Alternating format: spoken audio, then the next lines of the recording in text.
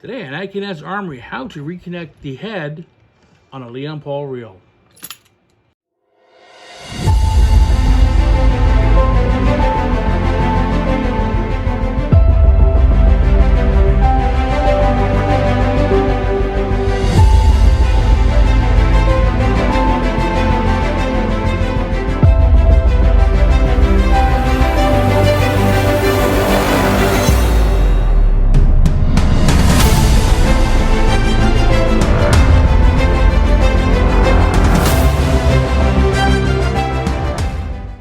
So the Leon Paul reel, the plug head is a little different design than the Favero, the Omen.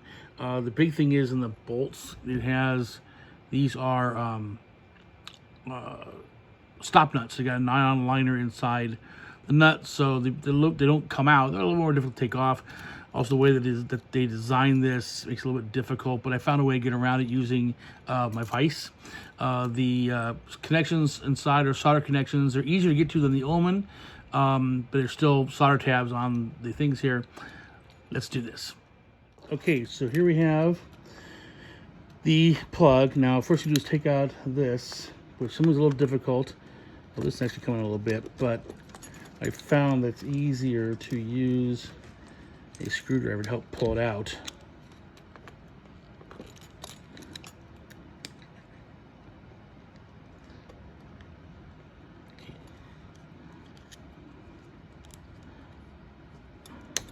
That's out. And that comes the fun part. I'm taking this apart because of the stop nuts. What I do is this. I'll put it in my vise one at a time. Close the clamp around, oops, not around that. Close the clamp around the nut I'm working on. Oops, didn't make it. Do this back one first. There it goes.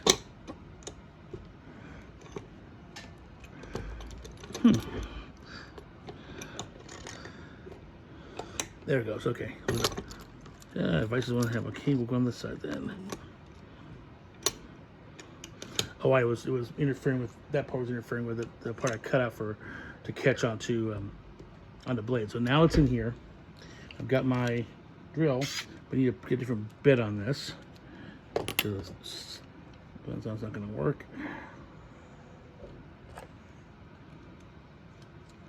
All right, flathead bit.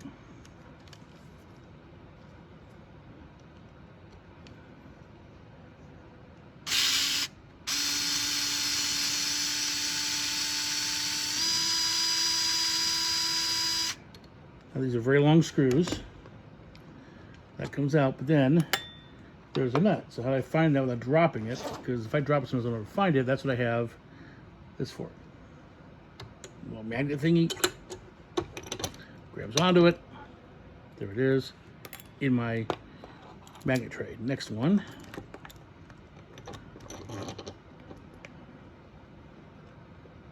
There it is.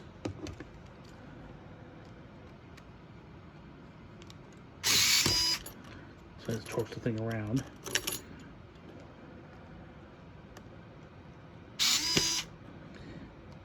Stay in there. There it goes.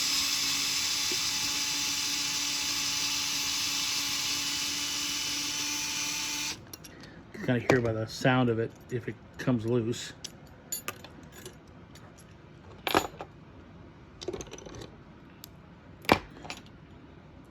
The front two.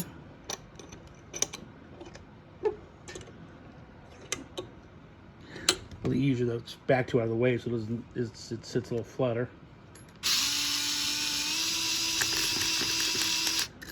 That one is loose. Pull that one out. The last one.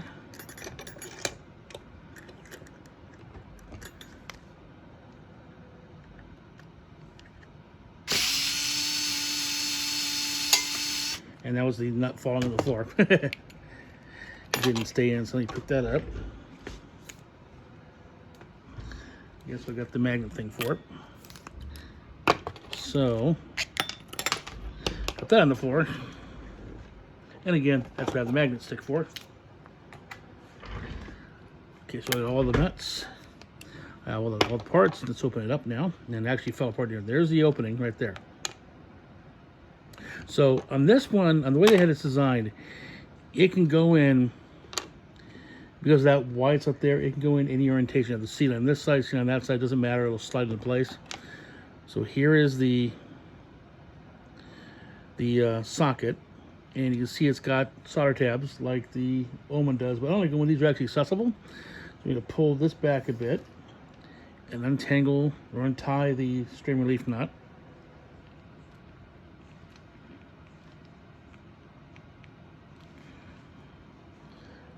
So that's the hard part, getting the strain relief nut out.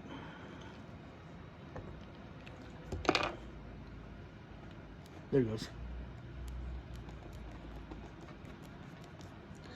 Okay, strain relief nut's out. I'm going to pull this outer sheathing down a bit. So it's down here now. I can pull it up later. Now I have this left over. Okay, so I have my plug head now in the vise. It is this way, so I have easier access to these solder tabs. First thing to do is going to cut it back. This is an old repair, so I'm going to cut it back right about here. I've already basically pulled back the cable sheath. Gives a little more protection from being bent around. So I'm going to cut that right there. That's cut. So let's put aside for the time being and take these out. Now this also puts them in correct order: red, white, blue. So let's desolder this, get these things out of here. That one. That one. That one. It's all gone. And now, to get the tabs clean, I'm going to take my little screwdriver, I ground to a point here, get the tabs hot, and poke it through to hold it open. So here's on the red one. Okay, the solder's melted, poke through. And take the heat off, make sure it doesn't solidify again. Oops, there's that. Same on the white. It's through. That's good, and then blue's over here.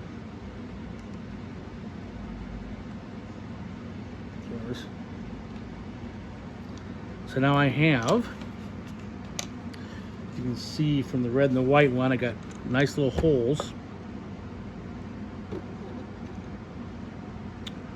for the wires to go through. There are some solder tabs, instead of a round hole, it's got a rectangular one that's kind of wide. These don't have those, so I got to work with this. So now let's do the next step, which is to get this thing stripped. So as before, I'm going to make a bend in it, a U-shaped bend, puts pressure right there in the corner. That way, as I slice it with a knife, it'll come apart. Like so.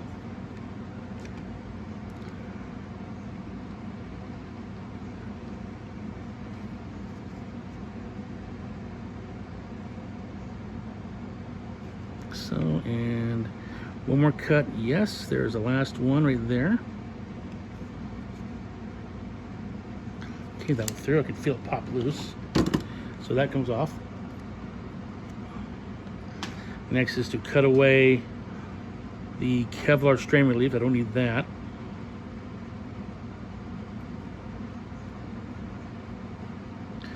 Get my scissors out. Strand of mist. And there we go. Now I cut it away. Okay, so the strain relief's gone. Now I would normally use my little automatic strippers, but this cable does not like that. So I do it by hand. The stripper here is a 20 gauge wire stripper here. This is 22 or 24, so it's too small. So I do it very carefully by taking the actual cutting edge, grabbing it very, very gently, and then I'm going to use my fingers to push it away and see if I can cut through the insulation. Now that's enough. Yep, there you go, right there. So pull that off. This is always nerve-wracking because I've taken 2 different times, so it's taken me a few times to do it right.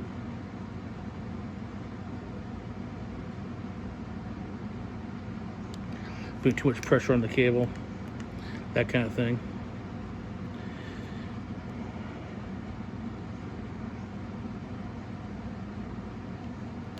Yep, that did that. You can feel it.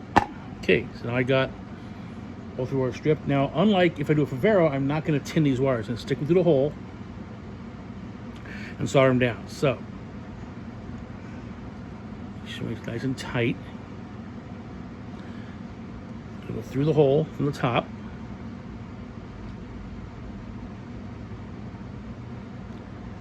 And then pull it back, and it's going to sort of bend the copper around. This is why I have it hanging this way too, because the copper's wrapped through the hole, and the weight will pull it back, make sure it's against the copper, and then I can solder it down.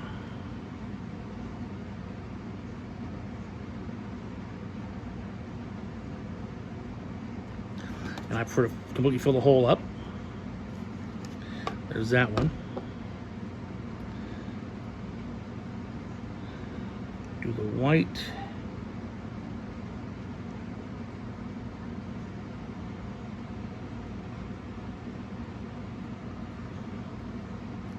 Oops.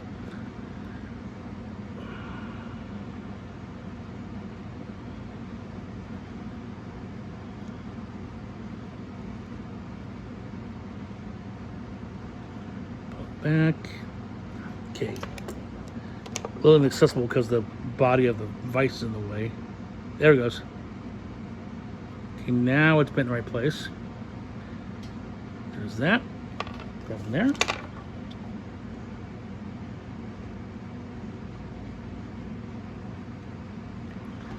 There's that one. And the blue.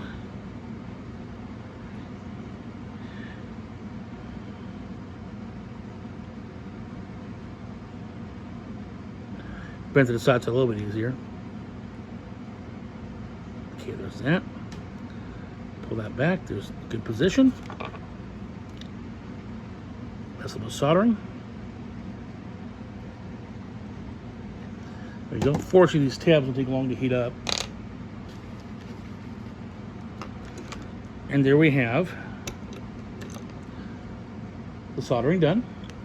Quick check of my cable, make sure I didn't put them in the wrong spot. I don't think I did. You can't see the test box. I can. Plug it in. No crossovers. Okay. Now to put this back together, I'm going to first pull up this insulation up to the top.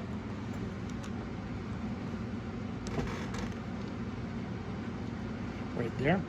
Tie the strain relief knot. Pull that through. Make sure the knot is up as close as I can to where the insular ends. And there's the strain relief knot in place. Now put it back together. Now, because of how this is designed, you have a hole here for A-liner, A-liner, C here, B's in here.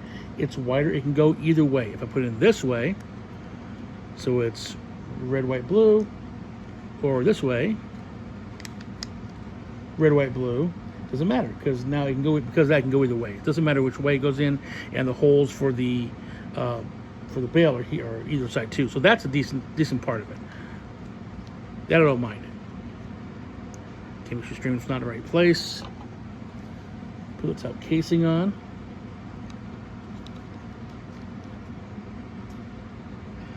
And not where it's supposed to be, because the bolts go through these little holes in the body of the thing there, and it's shifted when I put the casing back on. That's better. Now it goes through all the way. So first thing I'm going to do is put one of these through, one of the bolts through to hold it in place. Then we have to put the drill out to make sure it helps line up. There it goes. That's through. What fell? Oh, that, no problem. I'll get that later. So I'm going to put on the clip. Now this particular one, this is not a Leon Paul, this is a Favero. It's a little too wide. So I got to be careful to put when I tighten this down. That's through. Let's put the bolt on it, with the nut rather. By hand a little bit. I still move it. Put the D-ring clip on. Make sure it's in the right position. Now it is, and then put another second bolt through. Second bolt is through. Put the nut in the back.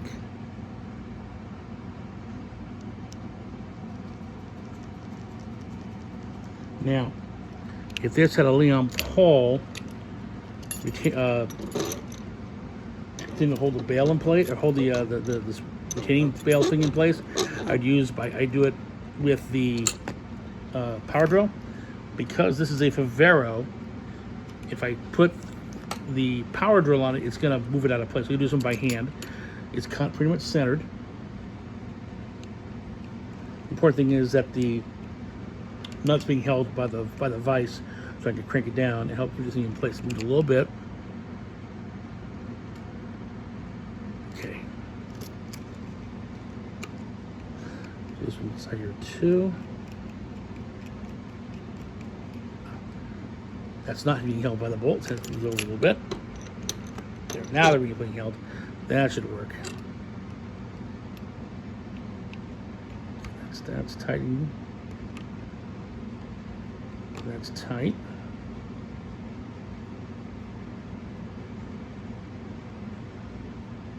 That's tight. That should hold. It's not going to go anywhere. Yeah, both bolts are down a little way, so let's get the other ones. Put the other bolts down. And again, sometimes I got a little help with the drill. Going through. Put the other one down.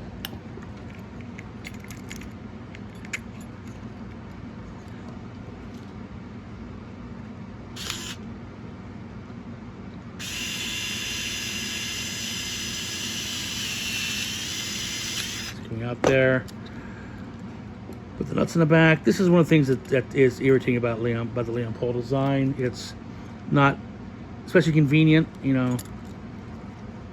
It's just, you know, they're never going to fix it because they already had the money involved invested in the tooling. The same reason they didn't fix the bayonet cords for years, because why? You know, people are still buying it and the molds are still there. Okay, now let's tighten the rest of this down.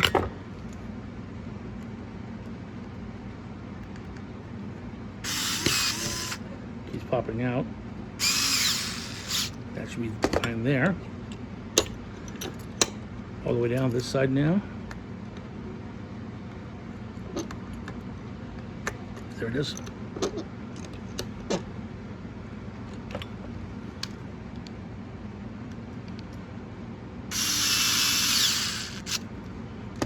Okay. All the way down. Let's put the retaining bail on.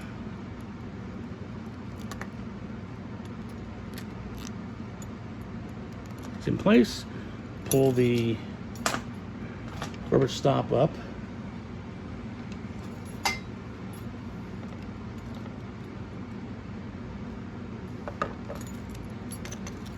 there we go. Let's get one more check. Now get the pull test I want to give it after I undo the knot here.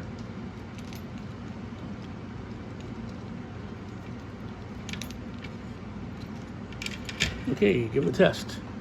Nice and solid. Yep, works fine.